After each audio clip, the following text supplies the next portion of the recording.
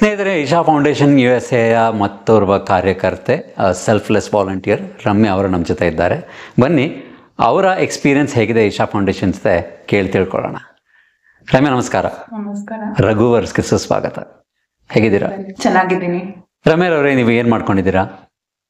ನಾನು ಈಗ ಮೆಟಾದಲ್ಲಿ software engineer ಆಗಿ ಕೆಲಸ ಮಾಡ್ತೀನಿ. ಆಮೇಲೆ ಇಲ್ಲಿ ಬೇ ಏರಿಯಾನಲ್ಲಿ ಬೇಸ್ಡ್ ಆಗಿದ್ದೀನಿ. ಬೇ ಏರಿಯಾದಲ್ಲಿ ಎಲ್ಲಿದ್ದೀರಾ? ಮಿಲ್ಪೀಟರ್ಸ್ ಅಲ್ಲಿ. ಅದ್ರ ಜೊತೆಗೆ ಇಶಾದಲ್ಲಿ ಕೂಡ ವಾಲಂಟಿಯರ್ ಆಗಿದ್ದೀರಾ. ಎರಡನ್ನೂ ಹೇಗೆ ಮ್ಯಾನೇಜ್ ಮಾಡ್ತೀರಾ? ಎಷ್ಟು ಟೈಮ್ ವಿನಿಯೋಗಿಸ್ತೀರಾ ಇಶಾಕ್ಕೆ? ನಂಗೆ ಯಾವಾಗೆಲ್ಲ ಟೈಮ್ ಸಿಗತ್ತೋ ಅವಾಗೆಲ್ಲ ವಾಲಂಟಿಯರಿಂಗ್ ಮಾಡ್ತೀನಿ.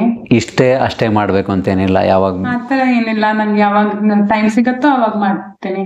ಯಾವ್ಯಾವ ರೀತಿಯ ಕೆಲಸಗಳನ್ನ ಮಾಡ್ತೀರಾ ಇಶಾದಲ್ಲಿ ವಾಲಂಟಿಯರಿಂಗ್ ಮಾಡ್ಬೇಕಾದ್ರೆ? ಏನೇನ್ ಆಕ್ಟಿವಿಟೀಸ್ ಮಾಡ್ತೀರಾ? ಒಂದೊಂದ್ಸರಿ ಒಂದೊಂದ್ ತರ ಮಾಡ್ತೀನಿ.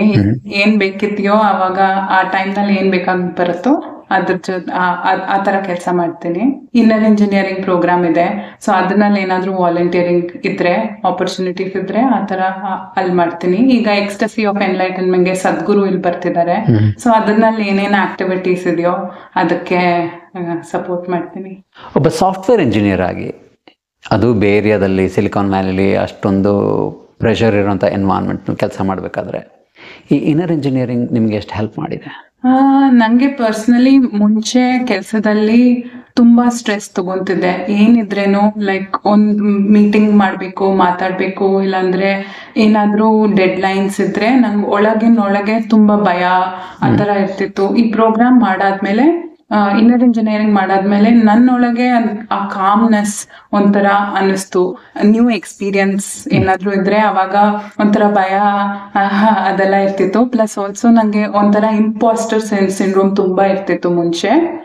ಈಗ ಐ ಜಸ್ಟ್ ಟೇಕ್ ಆ ಸಿಚುವೇಶನ್ ಬಂದಾಗ ಆ ಸಿಚುವೇಶನ್ ಜೊತೆ ಡೀಲ್ ಮಾಡೋದು ಹೆಂಗೆ ಅಂತ ಆ ಈಸ್ ಸ್ವಲ್ಪ ಬಂತು. ಹೌದು, very good, very nice to know that. ತುಂಬ ಜನ ಇದರಿಂದ ಬೆನಿಫಿಟ್ ಪಡ್ಕೊಳ್ಬೋದು ಅಂತ ನಾನು ಅನ್ಕೊಳ್ತೀನಿ. ಎಷ್ಟು ವರ್ಷದಿಂದ ನೀವು ಇಶಾ ಫೌಂಡೇಶನ್ ಅಲ್ಲಿ ವಾಲಂಟಿಯರ್ ಆಗಿದ್ದೀರಾ ರಮ್ಯಾ? ನಾನು ಫಸ್ಟ್ ಪ್ರೋಗ್ರಾಮ್ ಮಾಡಿದ್ದು 2023 ನಲ್ಲಿ ಟೆನಸಿನಲ್ಲಿ ಆಶ್ರಮ್ನಲ್ಲಿ ಮಾಡಿದ್ದೆ. 2 ವರ್ಷದಿಂದ ವಾಲಂಟಿಯರ್ ಮಾಡ್ತಾ ಇದ್ದೀನಿ. ಒಂದ್ಸಲ ಒಳಗೋದ್ಮೇಲೆ ಪೂರ್ತಿ ಒಳಗೆ ಸೇರ್ಕೊಂಡ್ಬಿಟ್ರಿ? ನಂಗೆ ಫಸ್ಟ್ ಟೈಮ್ ಪ್ರೋಗ್ರಾಮ್ ಮಾಡಿದಾಗ್ಲೇ ಅದು ಎಷ್ಟು ಇಂಪ್ಯಾಕ್ಟ್ಫುಲ್ ಆಗಿತ್ತು ಅಂದ್ರೆ ಅವಾಗ್ಲೇ ನಂಗೆ ವಾಲಂಟಿಯರ್ ಮಾಡಿರ್ಬೇಕು ಅಂತ ಅನಿಸ್ತು. ವಾಲಂಟಿಯರ್ಸ್ ಅಲ್ಲಿ ಹೆಂಗಿದ್ರು ಅದನ್ನ ನೋಡ್ಬಿಟ್ಟು ನಂಗೂ ಮಾಡ್ಬೇಕು ಅಂತ ಅನಿಸ್ತು. 2 ವರ್ಷ ಕಳೆದ್ಮೇಲೆ ಹಿಂತಿರುಗಿ ನೋಡಿದಾಗ ಏನ್ ಅನ್ಸುತ್ತೆ? ಎಷ್ಟು ಕೃತಾರ್ಥತೆ, ಒಂದು ಸ್ಯಾಟಿಸ್ಫ್ಯಾಕ್ಷನ್, ಒಂದು ಗ್ರಾಟಿಫಿಕೇಶನ್ ಇರ್ಬೋದು, ಅಥವಾ ಒಂದು ಖುಷಿ ಇರ್ಬೋದು. ಹಿಂತಿರುಗಿ ನೋಡಿದಾಗ ಅದರ ಫೀಲಿಂಗ್ ಎಷ್ಟು ಬರುತ್ತೆ ನಿಮಗೆ? ನನ್ನ ಲೈಫ್ ಹೆಂಗ್ ಟ್ರಾನ್ಸ್ಫಾರ್ಮ್ ಆಗಿದೆ ಅಂದ್ರೆ ನಂಗೆ ವರ್ಡ್ಸ್ ನಲ್ಲಿ ಹೇಳೋದು ಸ್ವಲ್ಪ ಕಡಿಮೆ ಅನ್ಸುತ್ತೆ.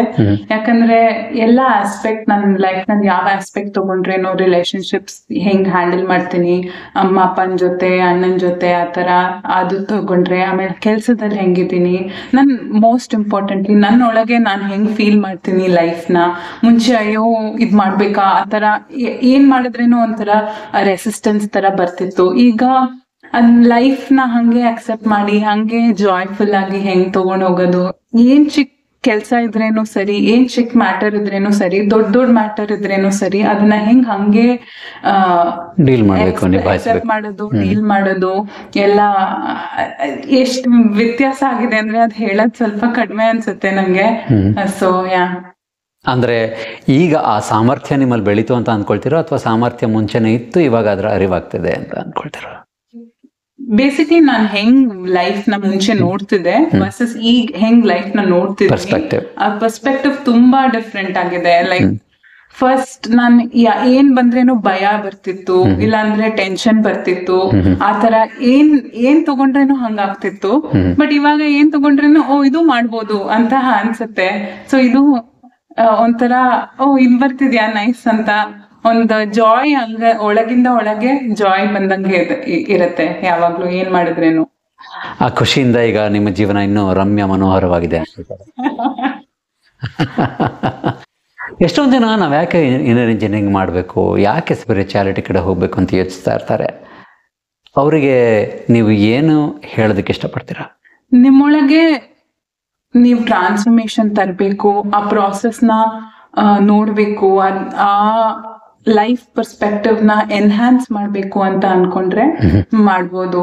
ಲೈಫ್ ನ ಒಂಥರ ನಂಗೆ ಪರ್ಸನಲಿ ಬೇರೆ ತರ ಹೆಂಗ್ ನೋಡೋದು ಲೈಫ್ ನ, ಲೈಕ್ ಅಯ್ಯೋ ಮಾಡ್ಬೇಕಾ ಆತರ ಕನ್ಸ್ಟ್ರೇನ್ಸ್ ಆ ರೆಸಿಸ್ಟೆನ್ಸ್ ಇಲ್ದೆ ಅಕ್ಸೆಪ್ಟೆನ್ಸ್ ಇಂದ ಹೆಂಗ್ ಲೈಫ್ ನ ಏನ್ ಸಿಚುವೇಶನ್ ಬಂದ್ರೇನು ಹೆಂಗ್ ಲೈಫ್ ನ ಹಂಗೆ ತಗೊಂಡ್ ಹೋಗೋದು ಅಂತ ನಂಗೆ ಅಟ್ಲೀಸ್ಟ್ ಅದೇ ಕಲ್ತ್ಕೊಂಡೆ ಅಂತ ಹೇಳ್ಬೋದು. ಅದನ್ನೇ ಬೇರೆಯವರು ಕಲಿಬಹುದು ಅಂತ ಕೂಡ ಭಾವಿಸ್ತೀರಾ? ಒಬ್ರೊಬ್ರಿಗೆ ಒಂದೊಂದ್ ತರ ಎಕ್ಸ್ಪೀರಿಯನ್ಸ್ ಇರತ್ತೆ. There is like so much possibility. ಅವ್ರವ್ರಿಗೆ ಏನೇನ್ ಪಾಸಿಬಿಲಿಟಿ ಇದೆಯೋ ಅದ್ ಬರ್ಬೋದು. ನಿಮ್ಮ ದೃಷ್ಟಿಕೋನ ವಿಶಾಲವಾಗ್ತಾ ಹೋಗುತ್ತೆ, ನೀವು ಪರಿಸ್ಥಿತಿಗಳನ್ನ ನಿಭಾಯಿಸೋ ಸಾಮರ್ಥ್ಯ ಹೆಚ್ಚಾಗ್ತಾ ಹೋಗುತ್ತೆ. ಒಟ್ಟಿನಲ್ಲಿ ಜೀವನದಲ್ಲಿ ಒಂದು ರೀತಿಯ ಖುಷಿ, ಜೀವನೋತ್ಸಾಹ ಜಾಸ್ತಿ ಆಗುತ್ತೆ ಅಂತ ನೀವು ಹೇಳ್ತಾ ಇದ್ದೀರಾ. ಅದೆಲ್ಲರಿಗೂ ಸಿಗ್ಲಿ ಅಂತ ಕೂಡ ಆಶಿಸ್ತೀರಾ. Thank you very much Ramya ಅವರೇ. ಈ ಒಂದೆರಡು ಮಾತುಗಳನ್ನ ನಮ್ಮ ಜೊತೆ ಹಂಚ್ಕೊಂಡಿದ್ರಿಂದ ನೂರಾರು ಜನರಿಗೆ, ಸಾವಿರಾರು ಜನರಿಗೆ ಸಹಾಯ ಆಗುತ್ತೆ ಅಂತ ನಾನು ಭಾವಿಸ್ತೀನಿ. ಯಾಕಂದರೆ ತುಂಬ ಜನ ನಾನು ಇದನ್ನು ಮಾಡಲೋ ಬೇಡವೋ, ಸೇರ್ಕೊಳ್ಳೋ ಬೇಡವೋ, ಅಯ್ಯೋ ಇಷ್ಟೊಂದೆಲ್ಲ ದುಡ್ಡು ಕೊಟ್ಟು ಯಾಕೆ ಸೇರಬೇಕು, ಈ ಥರ ಎಲ್ಲ ತುಂಬ ಯೋಚಿಸೋರು ಇರ್ತಾರೆ, ತುಂಬ ಹೆಸಿಟೇಟ್ ಮಾಡೋರು ಇರ್ತಾರೆ. ಅಂಥವರಿಗೆ ಯಾರು ಈ ಹಾದಿಯಲ್ಲಿ ಸಾಗಿ ಒಂದು ಅನುಭವವನ್ನು ಪಡ್ಕೊಂಡು ಒಂದು ಫಲವನ್ನು ಪಡ್ಕೊಂಡಿದ್ದಾರೋ ಅವ್ರ ಮಾತುಗಳನ್ನು ಕೇಳಿದ್ರೆ ಹೆಚ್ಚಿನ ಸ್ಫೂರ್ತಿ ಸಿಗುತ್ತೆ. ನಿಮ್ಮ ಅನುಭವನ ನಮ್ಮ ಜೊತೆ ಹಂಚಿಕೊಂಡಿದ್ದಕ್ಕೆ ಬಹಳ ಧನ್ಯವಾದಗಳು. ನಮಸ್ಕಾರ.